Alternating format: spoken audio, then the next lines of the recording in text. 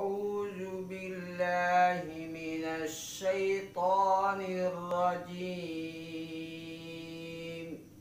بسم الله الرحمن الرحيم.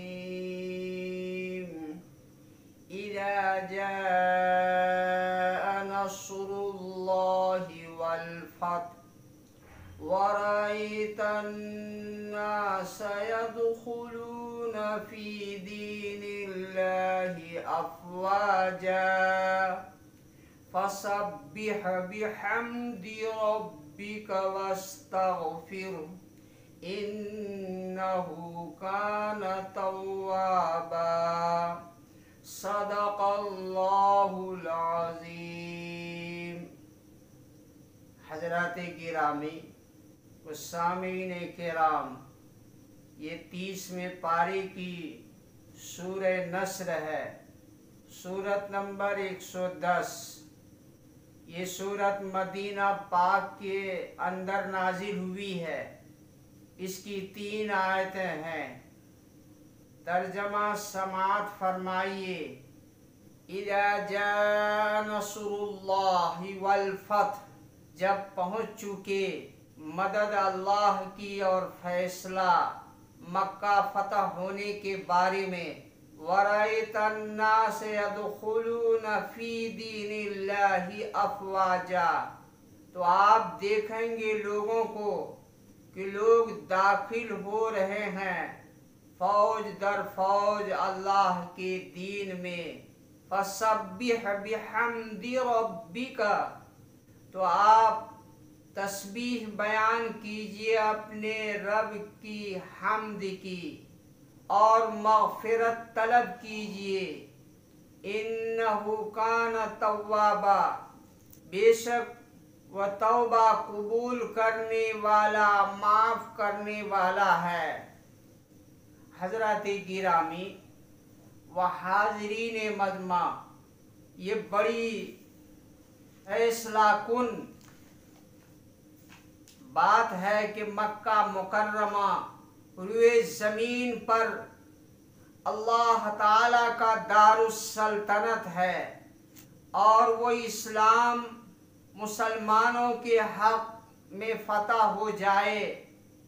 عرب کے قبائل کی نظر اسی پر لگی ہوئی تھی. فتح مکہ سے قبل ایک دو آدمی اسلام میں داخل ہوتے تھے.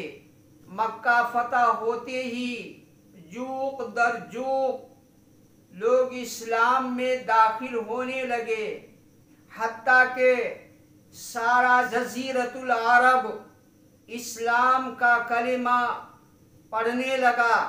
اس سے اللہ تعالیٰ نے بعثت نبوی کا جو مقصد تھا پورا فرما دیا. یعنی بعثت کا مقصد تکمیل دین اور اعلاء کلمت اللہ و تمہید خلافت کبریٰ ہے. اس صورت میں اللہ رب العالمین نے جناب رسول اللہ صلی اللہ علیہ وسلم کو سفر آخرت کی طرف توجہ دلایا ہے کہ آپ اس فریضہ سے فارغ ہو کر اب ہماتن اللہ تعالیٰ کے ذکر اور تسبیح میں مشغولیت اختیار فرما لیجئے. باوجود آپ معصوم ہیں، اس کے باوجود اللہ رب العالمین نے آپ کو فرمایا کہ استغفار کیجئے. در حقیقت امت کو یہ تعلیم دینا ہے کہ نبی معصوم ہونے کے باوجود استغفار کر رہے ہیں. یہ امت صبح سے شام تک جو گناہوں میں لت پت ہے، انہیں کس قدر استغفار کرنی چاہیے. یہ سورت باجماع امت مدنی ہے اور اس کا نام سورہ تودیع بھی ہے. تودیع کا معنی کسی کو رخصت کرنے کے ہیں. اس صورت میں چونکہ رسول اللہ صلی اللہ علیہ وسلم کی وفات قریب ہونے کی طرف اشارہ ہے، اس وجہ سے اس سورت کو سورہ تودی بھی کہا جاتا ہے۔ حضرت ابن عباس رضی اللہ عنہ سے منقول ہے کہ سورہ نصر قرآن کریم کی آخری سورت ہے نزول کے اعتبار سے۔ اس کے بعد آیتیں تو نازل ہوئی ہیں لیکن سورت نازل نہیں ہوئی ہے۔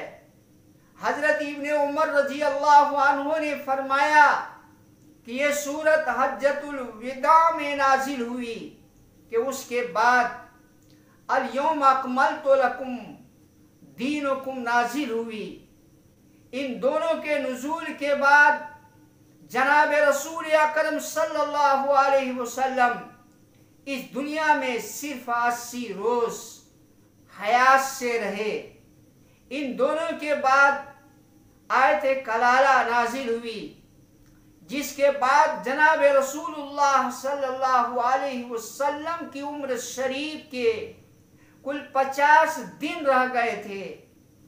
اس کے بعد آیت لَقَدْ جَاءَكُمْ رَسُولٌ مِّنْ أَنفُسِكُمْ عَزِيزٌ عَلَيْهِ مَا عَنِتُّمْ نازل ہوئی، جس کے بعد عمر شریف کے کل 35 روز باقی تھے۔ اس کے بعد نزول کے اعتبار سے سب سے آخری آیت وَاتَّقُوا يَوْمًا تُرْجَعُونَ فِيهِ إِلَى اللَّهِ نازل ہوئی۔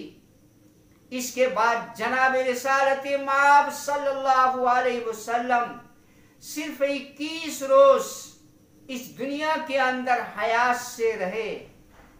اس پر سب کا اتفاق ہے۔ سورت اذا جاء نصر اللہ والفتح سے مراد مکہ کا فتح ہونا ہے۔ یہ سورت مکہ فتح ہونے سے پہلے نازل ہوئی، اس پر زیادہ مفسرین کا اتفاق ہے۔ بعض مفسرین کا خیال ہے کہ مکہ فتح ہونے کے بعد یہ سورت نازل ہوئی ہے۔ متعدد احادیث اور آثار صحابہ میں ہے کہ سورت میں رسول پاک صلی اللہ علیہ وسلم کی وفات کا وقت قریب آ جانے کی طرف اللہ رب العالمین نے اشارہ بھی فرمایا کہ اب آپ کی بعثت اور دنیا میں قیام کا کام پورا ہو چکا، اب آپ تسبیح استغفار میں لگ جائیے۔ مقاتل کی روایت میں ہے کہ جب یہ سورت نازل ہوئی تو حضرات صحابہ کرام کے مجمع کے سامنے اس کی تلاوت فرمائی، جن میں حضرت ابو بکر رضی اللہ عنہ اور حضرت عمر رضی اللہ عنہ، سعد بن وقاص رضی اللہ عنہ وغیرہ حضرات موجود تھے۔ سب اس کو سن کر خوش ہوئے، اس میں مکہ فتح ہونے کی خوشخبری ہے۔ مگر حضرت ابن عباس رضی اللہ عنہ رونے لگے۔ جناب رسول اللہ صلی اللہ علیہ وسلم نے پوچھا کہ رونے کا کیا سبب ہے؟ تو حضرت ابن عباس رضی اللہ عنہ نے عرض کیا کہ یا رسول اللہ، اس میں تو آپ کی وفات کی خبر پوشیدہ ہے۔ حضرت نبی اکرم صلی اللہ علیہ وسلم نے اس بات کی تصدیق فرمائی۔ صحیح بخاری میں حضرت ابن عباس رضی اللہ عنہ سے یہ مضمون روایت کیا ہے۔ اس میں یہ بھی ہے کہ جب اس کو حضرت عمر رضی اللہ عنہ نے سنا، فرمایا کہ سورت کے مفہوم سے میں بھی یہ سمجھتا ہوں کہ جناب رسول اللہ صلی اللہ علیہ وسلم کی وفات کا وقت بالکل قریب آ چکا ہے۔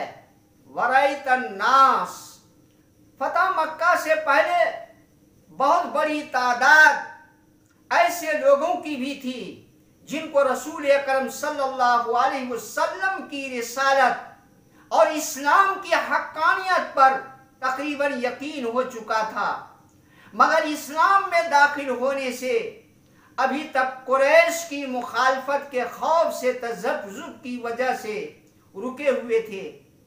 مکہ فتح ہونے پر وہ رکاوٹ دور ہو گئی، فوج در فوج اسلام میں لوگ داخل ہونے لگے۔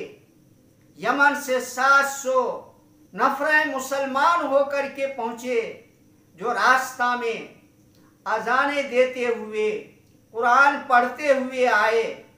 فسبح بحمد ربک واستغفرہ۔ حضرت عائشہ رضی اللہ تعالی عنہ فرماتی ہیں کہ سورت کے نزول کے بعد آقا مدنی تاجدار مکی جناب محمد الرسول اللہ صلی اللہ علیہ وسلم جب کوئی نماز پڑھتے تو یہ دعا کرتے تھے، سبحانک ربنا وبحمدک اللہم اغفر لی۔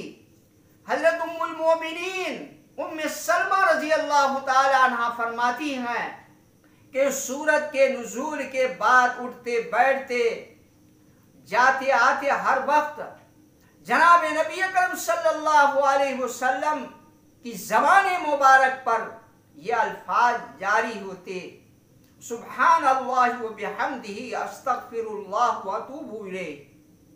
اللہ رب العالمین ہم سب کے دلوں میں قرآن مقدس کی عظمت عطا فرمائے اور اس کے مفاہیم و مطالب کو سمجھنا آسان فرمائے۔ وما علینا الا البلاغ۔